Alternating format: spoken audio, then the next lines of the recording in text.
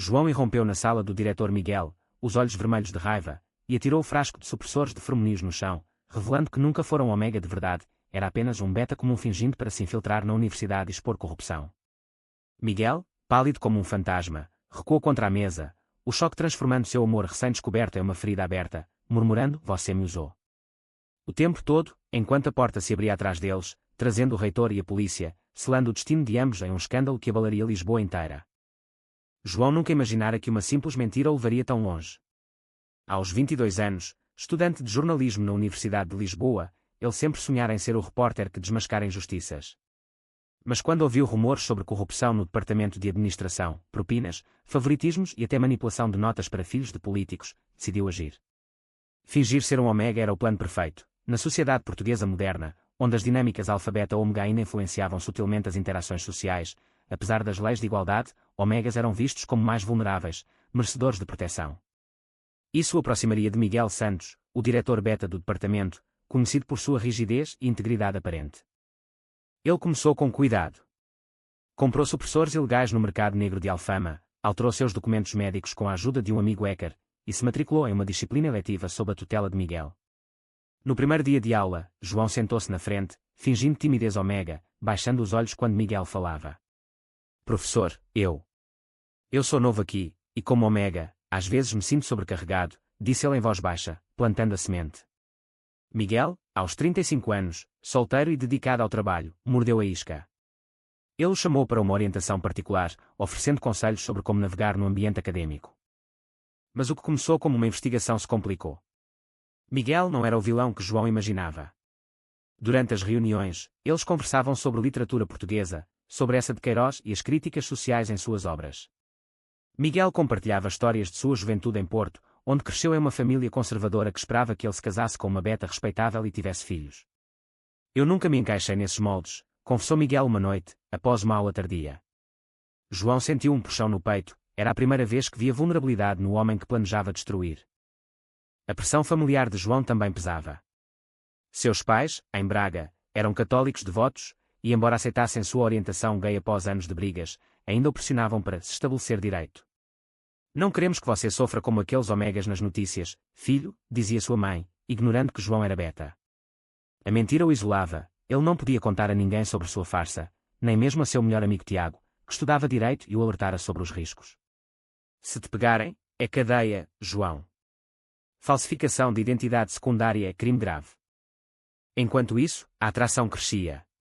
Em um café perto da universidade, Miguel tocou sua mão acidentalmente, e João não recuou. "Você é diferente dos outros estudantes", disse Miguel, os olhos castanhos fixos nos dele. João sentiu o coração acelerar, não era mais só fingimento. Ele começou a questionar suas motivações. Era justiça ou ciúme de ver Miguel favorecendo certos alunos? Ele hackeou e-mails, encontrou evidências de propinas, mas também descobriu que Miguel estava lutando internamente contra o sistema, recusando subornos em segredo. O conflito interno o consumia. Noites em claro no dormitório, João se debatia: continuar a farsa e expor tudo, arriscando machucar alguém que começava a amar, ou desistir e viver com a culpa de não agir. A sociedade portuguesa, apesar de progressista na Europa, ainda carregava resquícios de preconceito contra relacionamentos gay, especialmente em ambientes académicos conservadores. "O que diriam meus pais se soubessem que estou me apaixonando por um homem mais velho, e ainda por cima é uma mentira", pensava ele. Um dia, durante uma festa universitária em Sintra, as coisas escalaram. Miguel o puxou para um canto, e eles se beijaram pela primeira vez, um beijo hesitante, cheio de promessas. João sentiu o mundo girar, era real, não mais uma encenação. Mas no dia seguinte, a culpa o acertou como um soco. Ele havia gravado conversas, coletado provas, e agora? Trair Miguel significaria trair a si mesmo. A tensão aumentava. João notou olhares suspeitos de colegas alfas, que farejavam algo errado em seus fermoninhos suprimidos. "Você não cheira como um Ômega de verdade", comentou um deles, rindo. João suou frio, sabendo que o tempo estava acabando.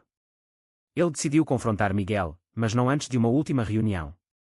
"Preciso te contar algo", disse ele, mas as palavras travaram. Em vez disso, eles passaram a noite discutindo sonhos. Miguel queria deixar a universidade e abrir uma ONG para jovens LGBT em risco. João viu o homem por trás da fachada, alguém lutando contra pressões semelhantes às suas. A farsa de João começava a rachar. Ele havia marcado uma reunião com um jornalista anónimo para entregar as provas contra a universidade, mas hesitava. Miguel, sem saber de nada, o convidara para um jantar em sua casa em Belém, um gesto acolhedor com vista para o Tejo.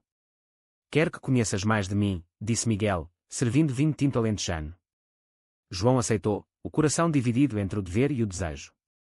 Durante o jantar, eles falaram sobre família. Miguel contou como seus pais o deserdaram temporariamente quando soube de sua orientação, forçando-o a se provar academicamente. Eu me tornei diretor para mostrar que gays betas podem liderar, mas o preço foi alto, solidão. João engoliu em seco, lembrando de sua própria família. Sua irmã mais velha, Maria, o ligara naquela manhã: mamãe está preocupada contigo em Lisboa. Diz que ouviu rumores sobre escândalos na universidade. Fica longe disso, João. Ele riu por fora, mas por dentro, o pânico crescia. Como explicar que era o centro do furacão? A noite terminou com um abraço apertado, e João quase confessou tudo. Em vez disso, ele fugiu, deixando Miguel confuso. No dia seguinte, a pressão social explodiu. Na aula, um aluno alfa, Ricardo, confrontou João publicamente. Ei, Omega, porque você não reage aos fermonios como os outros? Está fingindo. A turma riu, mas Miguel interveio, defendendo-o com firmeza. Respeito é obrigatório aqui. Isso só aumentou a culpa de João. Ele começou a evitar Miguel, alegando estudos, mas o diretor insistia, mandando mensagens: o que é de errado? Eu me importo contigo. O conflito moral o atormentava. João se via no espelho, questionando: estou lutando por justiça ou destruindo uma vida boa? Ele pesquisou leis portuguesas sobre identidades secundárias. Falsificação podia levar a anos de prisão, além de ostracismo social. Em uma sociedade onde alfas dominavam cargos de poder, betas como ele e Miguel eram vistos como equilibrados, mas gays ainda enfrentavam sussurros. Se eu expor, perco tudo, pensou. Então veio a traição involuntária. Tiago, seu amigo, descobriu os supressores em seu quarto. João, isso é loucura. Você está se passando por Omega para quê? Pelo diretor. João confessou parte da verdade, mas omitiu o romance. Tiago, horrorizado, o alertou: se a família souber, te renegam. E Miguel? Ele é beta, casado com o trabalho, você o está usando. As palavras doeram, e quando suas dúvidas. Apesar disso, a atração persistia. Em um passeio pelo Chiado, Miguel o encontrou, por acaso, e o levou a uma livraria antiga. Lá, entre livros empoeirados, Miguel admitiu: eu sinto algo por você, João. Algo real, além de professor e aluno. João, emocionado, retribuiu o sentimento, mas a mentira pesava como chumbo. Eles se beijaram novamente, escondidos nas prateleiras, mas João sentiu lágrimas quentes. Eu não mereço isso, pensou. A trama se complicava com a entrada de um novo personagem, Luís, um alfa professor assistente, amigo de Miguel. Luís suspeitava de João desde o início e começou a investigá-lo. Em uma reunião departamental, ele sussurrou para Miguel: cuidado com esse estudante. Algo não cheira certo. Miguel defendeu João, mas a semente da dúvida foi plantada. João, sabendo disso, acelerou sua coleta de provas, e-mails de propinas envolvendo o reitor, não Miguel diretamente. Ele é inocente, questionou-se. O ápice do file veio em uma confraternização em Cascais. João, tenso, flertou acidentalmente com Luís para despistar suspeitas, rindo de suas piadas e tocando seu braço. Miguel viu, e o ciúme explodiu. O que foi isso? Perguntou ele mais tarde, olhos feridos. João gaguejou: nada, só conversa. Mas o dano estava feito. Miguel se afastou, deixando João sozinho com sua consciência. Aquela noite, ele decidiu: entregaria as provas, custasse o que custasse. Mas o preço seria seu coração. A pressão familiar aumentou quando seus pais ligaram, anunciando uma visita surpresa. Queremos ver como estás se saindo, filho. João entrou em pânico, como esconder a farsa. Ele mentiu sobre horários, mas sabia que o colapso era iminente. Internamente, debatia: amor ou justiça? Traição ou honestidade? A sociedade o julgaria duramente por ambos. O confronto inevitável se aproximava. João havia marcado o encontro com o jornalista em um café discreto em Bairro Alto, as provas em um pendrive no bolso. Mas Miguel o interceptou na rua, o rosto marcado por noites sem sono. Precisamos falar, João. Sobre nós. E sobre o que você está escondendo. João congelou, o coração disparado. Eles foram para um banco no mirador de São Pedro de Alcântara, com Lisboa aos pés. Lá, Miguel abriu o jogo, Luís me mostrou registros. Seus fermonios não batem. Quem é você de verdade? João, encurralado, confessou parte, sou beta, sim. Mas vim para expor a corrupção, não para te machucar. As lágrimas rolaram enquanto ele explicava o plano inicial. Miguel ouviu em silêncio, o choque virando raiva. Você me usou como isca. Nosso beijo, nossas conversas, tudo falso. João negou, jurando que o amor era real, mas Miguel se levantou, tremendo. Eu confiei em você. Como Omega, pensei que entendia sua vulnerabilidade. Mas era tudo uma mentira. A traição cortou fundo. Miguel, lutando com sua própria identidade, sentiu-se traído não só romanticamente, mas socialmente. Na minha posição, um escândalo gay me destruiria. Meus pais, a universidade, tudo perdido por causa de uma farsa. Ele se afastou, deixando João destruído. Aquela noite, João ligou para Tiago, eu o perdi. Mas a justiça vale isso. Tiago, solidário, respondeu, justiça sem verdade é vazia, amigo. A pressão social se intensificou. Rumores se espalharam pela universidade, aquele estudante Omega é falso. Alfas o hostilizavam nos corredores, betas o ignoravam. João se sentia exposto, como se sua orientação e identidade fossem questionadas publicamente. Em Portugal, onde o casamento gay era legal desde 2010, preconceitos sutis persistiam em instituições tradicionais. Eles me veem como um impostor gay, pensou ele, isolado. Então veio o golpe familiar. Seus pais chegaram inesperadamente, encontrando-o em um estado lamentável. O que há, filho? Pareces destruído. João, incapaz de mentir mais, contou tudo, a farsa, o romance, a corrupção. Sua mãe chorou, como pudeste. Fingir ser Omega é contra Deus e a lei. E um homem mais velho. Isso nos envergonha. Seu pai, silencioso, disse, você nos decepcionou. Pense no que a família dirá em Braga. Eles partiram zangados, deixando João com o peso da rejeição. Apesar da dor, João prosseguiu. Ele entregou as provas ao jornalista, que publicou uma matéria bombástica no Público, corrupção na Universidade de Lisboa, diretores envolvidos. Miguel não era citado diretamente, mas o escândalo o salpicou. Ele foi suspenso temporariamente, lutando para provar inocência. Em uma ligação tensa, Miguel acusou, você me destruiu, João. Por quê? João respondeu, para salvar outros. Mas perdi você no processo. O conflito interno de Miguel surgiu. Ele questionava sua carreira, valeu a pena sacrificar minha vida pessoal pelo trabalho. Luís, o alfa, o consolava, mas Miguel via nele apenas amizade. Eu amava João, mesmo na mentira, admitiu para si. A sociedade o pressionava, colegas conservadores sussurravam sobre seu envolvimento gay. Ele debateu renunciar, mas decidiu lutar. João, por sua vez, enfrentou consequências. A polícia o interrogou sobre a falsificação, e ele escapou com uma multa pesada, graças a um bom advogado. Mas o dano emocional era irreparável. Noites de insônia, ele se perguntava, foi certo expor, mesmo custando amor? A resposta eludia. O clímax do file veio em um encontro acidental no Rossio. Miguel o viu e parou. Eu te perdoo, João. Mas não posso te amar mais. As palavras foram um punhal. João assentiu, lágrimas nos olhos, sabendo que a escolha fora sua. As repercussões se espalhavam como ondas no Tejo. A universidade em caos, o reitor renunciou, investigações federais começaram. João, agora expulso, procurava emprego em jornais menores, mas seu nome estava manchado. Impostor, diziam os artigos. Ele se mudou para um apartamento barato em Moraria, isolado de amigos e família. Sua mãe ligava esporadicamente, volte para casa, arrependa-se. Mas João recusava, lutando com sua identidade. Sou gay, beta, e orgulhoso. Mas paguei caro pela verdade. Miguel, reintegrado após provar inocência, mudara. Ele iniciou reformas no departamento, promovendo igualdade para LGBT. Mas o vazio persistia. Em uma conferência em Coimbra, ele falou sobre preconceitos, nossas identidades secundárias não definem nosso valor. O público aplaudiu, mas internamente, ele lamentava João. Ele me acordou para minhas próprias hipocrisias, pensou. Luís, percebendo o sofrimento, confessou a traição, eu poderia te ajudar a esquecer. Miguel recusou gentilmente, meu coração ainda dói.